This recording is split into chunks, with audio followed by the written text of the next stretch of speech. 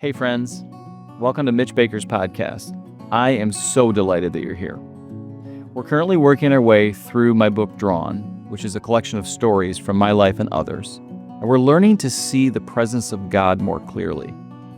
I'm convinced that as we listen attentively to lives and stories, we'll start to see the reality of God's presence everywhere, from our greatest joys to our seasons of deepest pain. Thanks for being along for the ride. Let's begin.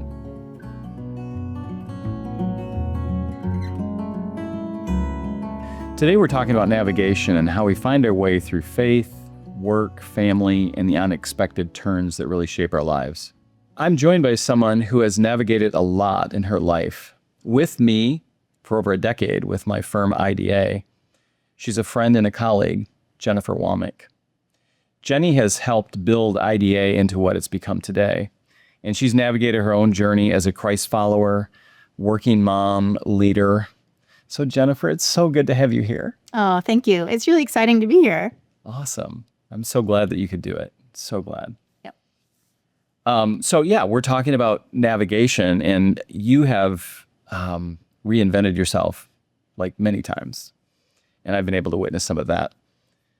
You were a textile designer, environmentalist, furniture, now BIFMA, and we'll maybe have you unpack that a little bit, what BIFMA even stands for. But we're excited to hear how God has guided you or how you have also navigated through your life with God's help. Yeah. I've had a few, twists and turns along the way, like most people. I think a through line for me is this notion of curiosity. That might sound a little odd, but as long as you remain curious, I think that just goes a long way. I have a pretty specific memory when I first started with IDA, which was really my first big kind of like career shift, going from being a textile designer when I was the expert in the room to working for an industrial design firm where I knew squat. And that was pretty unsettling. To make that realization of like, all right, I used to be the person that people might look to for guidance or answers or just for, tap into your background, your knowledge. And now I'm like, I got nothing, It felt that way. Right. And so this curiosity idea was something that I found really kind of calmed myself, and it gave me like the grace to not have to be that expert in the room, but just to be curious and to really lean into the expertise of others, and to be a little more to have the grace to be humble. Sometimes, we overcompensate and we want to, well, I don't know anything, so I have to make sure that I, don't show that. And so for me anyway, this idea of curiosity has really kind of helped with some of this navigation. That's awesome. Yeah. I know when we worked together, you were like really in the throes of parenting. And so talk a little bit about that. Like how did navigation work for you when you're going through a career and you're also raising a family of young children? Yeah, I imagine a lot of your listeners probably can relate to this, whether they're a father or a mother. I'll just speak from my own experience as a working mom. With my kids are in their mid to late 20s now. So, as I kind of reflect back on how much has changed in the interim, the challenges are different now. But I guess I want to just sort of call out this idea of you can have it all. I feel like that's a myth, It's just it's just not true. And it's kind of unhelpful. Right. I feel like the intent behind a comment like that is that it's intended to be empowering for folks, don't feel bad about having a career if you're a mom, you can have it all. But I feel like it kind of almost works to be, unempowering or just makes you feel guilty or, you recognize that you really can't have it all. So for kind of navigating, I feel like choices is really important, and kind of like constraints, which in some way, you're a designer, I'm a trained designer, once a designer, always a designer. Right. And so maybe it's almost a little easier for folks like us to embrace this idea of constraints, because I think what I'm sure you'd agree with me that any good, design problem or creativity really flourishes within a context of some constraints. Like no constraints is kind of, so it really can help guide you and kind of help direct you. And so, my faith is a constraint, like helping me set priorities and not that I do it great, for sure, always room for improvement there. But yeah, so I mean, that's maybe how I've been kind of navigating, especially when the kids were younger. Yeah. Yeah, I love that. I mean, we all, for years when we worked together, we talked about constraints all the time because you have to have constraints when you're designing a product. You can't do whatever you want to do. There's manufacturing constraints. There's cost constraints. There's all kinds of constraints. And I love how you put that into your life. Yeah. Yeah, that's awesome. Yeah. Talk about maybe some pressure points. What were some of maybe the largest pressure points while not that you're, retired yet, but, what were some of them thinking back over your career? Yeah. A big one that comes to mind is a struggle with feeling selfish. Yeah. I mean, I don't know if that sounds weird, but I have an amazing husband. I feel like, shout out, because he's, his support and his being who he is has really, helped me to do what I do. Such a great guy. Such a great guy. Even my mother loves him. So, like if the mother-in-law loves the husband, you're okay. But yeah, a feeling of kind of selfishness because, I was sort of the one who was out, every day at the office or, travel. The kind of work we did required some travel. And I kind of had the luxury really to be able to do that, knowing that my children were so well taken care of. Right. Because my husband was able to be much more present being, self-employed and some of that. So yeah, but that feeling of selfishness of like, oh, I get to go do these things and I'm kind of first in line, my needs are taking priority because of work and we want it's helping the family and, whatever. Sure, but of course. Yeah. So that's been something that has kind of been a pressure point for me. Yeah. A lot of spouses wouldn't have that kind of understanding. Yeah. That's awesome. Yeah. I'm lucky. Right. Talk to me a little bit about what you would say to a working mom who's feeling like she's failing or, that it's just not working for her. What would you say to her? Yeah. Yeah, I don't know. So some of the things, every situation's different. Again, I'm just going to speak from my own. If I were to give some advice, I would say yes as often as you can. To your kids.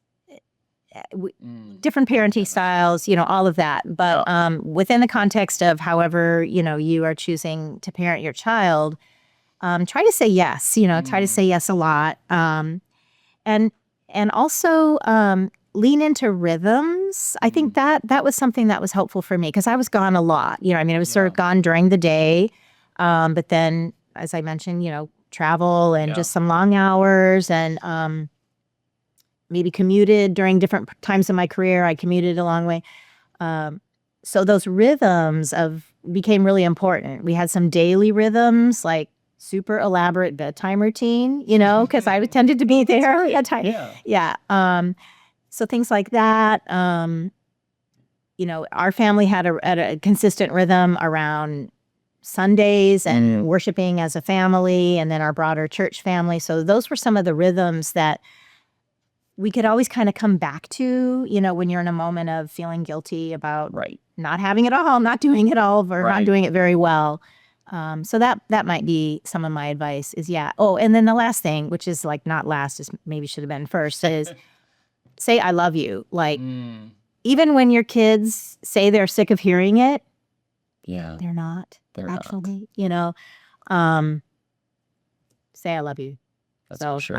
Simple advice. Yeah. Yeah. That's good. That's really good. Some of the best advice is simple. Yeah. Well, hopefully. So we, like we said earlier, worked together for, better part of a decade. And I was thinking back to all the things that, transpired through our navigation of IDA. and the things that you helped. I really feel like you brought us to a different level, a level of, maybe higher intellect in some ways of design. Wow. Pressure. But, strategies and how we dealt with customers and how we would connect. And, sometimes we would write an email back and forth, until we got it just right, because we wanted the tone to be just right. And we wanted to grow the company in a very strategic way. We weren't quick about anything, but we were intentionally slow and wanting to make sure that we had the right client, Very considered. Very considered. Yeah. And then even the trend report that you kind of birthed, because you love research. And so you helped us navigate into the study of trends, which helped our design and helped us our story. And story is so huge in the office furniture industry. So I guess with all of that, I would just want to ask you, what are some tips, because it just seems so natural to you. Oh. What are some tips that you might be able to give our audience? Yeah, I kind of go back to that curiosity piece of just, following the threads that are there. I mean, whenever you're looking back over something, or you're assessing the past, like you just kind of laid out, things look much more intentional than they certainly felt at the time. Right. And that's good to remember, because in any given moment, you're in that moment and you're following whatever thread is there. So, yeah, I think, what is being presented and what is interesting and follow those threads and then look for the connectivity. For me, that's something that I have loved in the different things that I've done. I mean, I wasn't a trend expert, but it was really interesting. And I remember at one point, I was collecting all this stuff and you kind of called me out on it. It's like, well, why are you why are you collecting this stuff and what are we going to actually do with it? So we had to tweak it a little bit. First we were kind of like running some stuff in the studio to hopefully by osmosis how to get it into our minds. Right. And then we're like, well, why don't this might be interesting to other people too. And so that kind of ended up to be the trend report, ideas and inspirations in its first iteration, and then ultimately Lumen. And so I think that was just really great fun and a great way that I could contribute, right? Because even though I had learned some things along the way, I'm not a furniture designer. So being able to contribute to the team in some other ways, I think was very, exciting for me and hopefully added value to the team and the clients in the process. Absolutely did. And you're a great writer as well. I remember going down the hall, having visited All Steel, and the senior VP of it was research or something, Jan Johnson. Oh, yeah. She comes up to me and says, "Oh my gosh, that trend report is amazing. I just sit and wait for it to show up in my inbox," and just how inspirational it was. And I had that happen to me a number of times. And I was like, wow, this is so great that people that, are at this high level of intelligence in the design world are waiting for our trend report. I'm like, you go, girl. Yeah. Well, oh my awesome. Gosh. Here's ironic. I saw Jan Johnson. Oh, you did? Literally less than a month ago. Oh my goodness. Yeah, she's working on a project in Grand Rapids and had a chance to visit with her and spend an evening with her. So yeah. She's so great. She is. So how have you navigated being a Christ follower, a Jesus follower, in the work? And maybe what does that even mean to you? Yeah. Yeah, I'm not sure I've navigated it well, to be transparent in terms, especially in the work realm. I beg to differ. Well, at IDA, we it was an open topic, so that was great, and but that's not the case in every work environment. Sure. Some people's experiences, out there are going to be really different. So it's funny, above my desk currently, I have this big poster that says bravery on it. It's like a hand-drawn thing from a speaker that we had once. And I decided to put that one literally up in front of me because I feel like that's what I know that I need. I feel like navigating being a Jesus follower, which, to me really means that I believe in the God of the Bible and I believe that Jesus Christ is his son, right? I love the Apostles' Creed, as I think about, well, what does that mean being a Jesus follower? I love that because it's such a beautiful summary. And it's so inclusive, as you think about Christendom, across the world, so many elements of it, the different facets of God's church. Look to the Apostles' Creed. Like, it's not for one particular small set of Christendom. So I love that about it too. But so yeah, I mean, that's kind of what it means for me. But how does that show up in a workplace? I mean, I hope that I have, integrity and, and loving toward people and things like that. But yeah, I'm working on the bravery piece. Like, what does that really mean, versus how could it look more, a little more, overt, I guess is the word, I mean, it's a workplace. You need to read the room. Right. Right. But yeah, so I don't quite have that one figured out. Yeah. It's very difficult. Yeah. It is very difficult. Yeah. I think about, you'll love this because you like to think about your, like, when you die. Like, I know this is a thing that you think about from time to time. So I think about, I have this picture of, like, okay, at my funeral, surely there'll maybe be some people who knew me professionally. And when it comes out, like, my pastor is going to talk about, I'm sure, the fact that I was a Jesus follower and that I'm, whatever, in heaven, enjoying all the wonderful things. I'm wondering, okay, how many people are scratching their head and being like, what? Really? And so that's something I try to think about, like, okay, yeah, that's good. Or will they be like, oh, yeah, I knew that, or, oh, that makes sense. Sure. What will they say? And am I happy with what they would say? Right. And if I'm not happy with that, interesting. I'm not dead, so I have a chance. You're not dead yet. I have a chance to modify the story. Right. Awesome. So how has God guided you when, like, the map was really unclear? Does that make sense? It does. Yeah.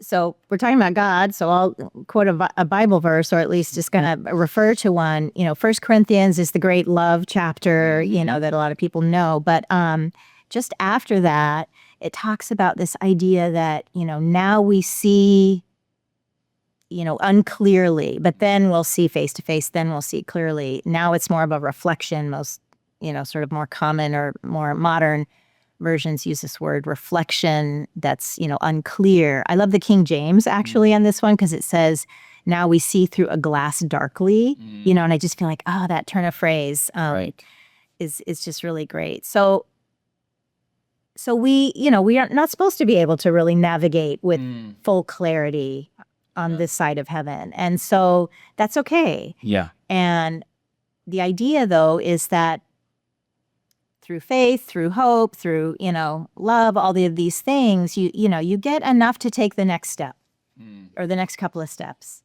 And if it's a misstep, step back and it's all of these, it's all negotiable, right? Like God is there helping you navigate your way. And so yeah, that's something that I try to think about when things are unclear. It's like, remind yourself, okay, this is normal. First of all, I'm not an outlier. This is the human experience, and that's okay.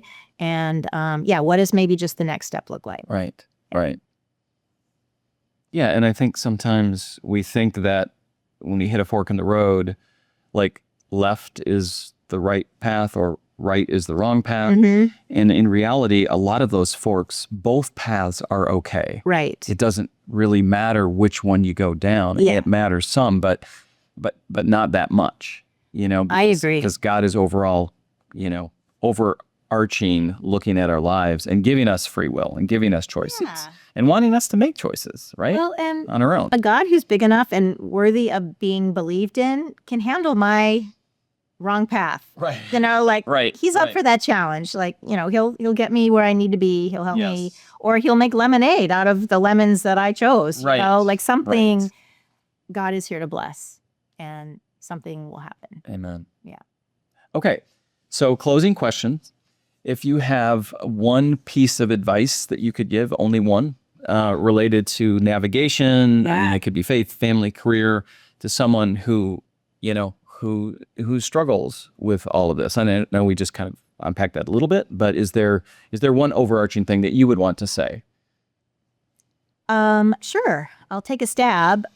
First of all, seek your advice from somebody smarter than me. But if you are gonna ask me for the one thing, I think about Philippians 4:8, actually, which is such a light verse for me because it blends a lot of these things we've been talking about.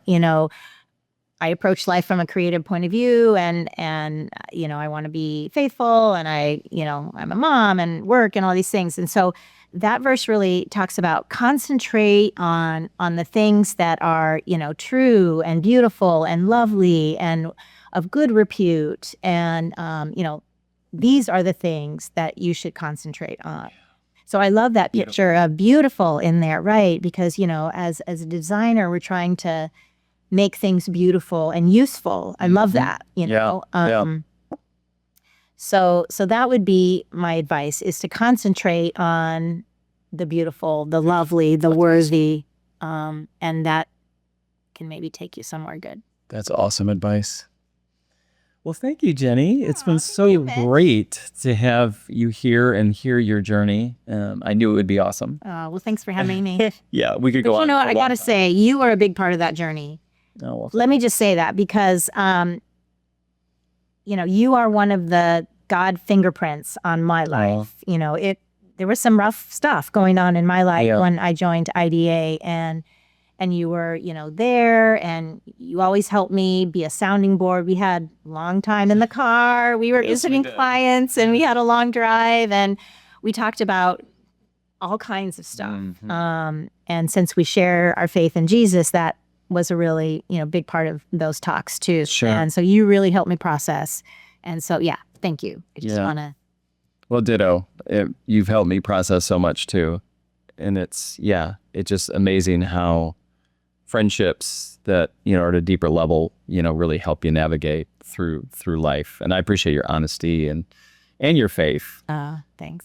It's always felt rock solid to me. Oh, yeah. I don't know, what you see is what you get. Right. This is it. Well, I want to thank everyone for listening, and I want to remind you that your story matters.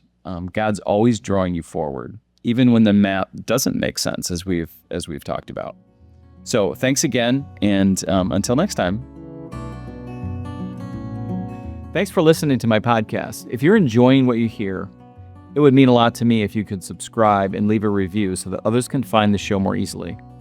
And I'd love to hear from you too. So could you drop me a note at mitch@mitchbakker.com. See you next time.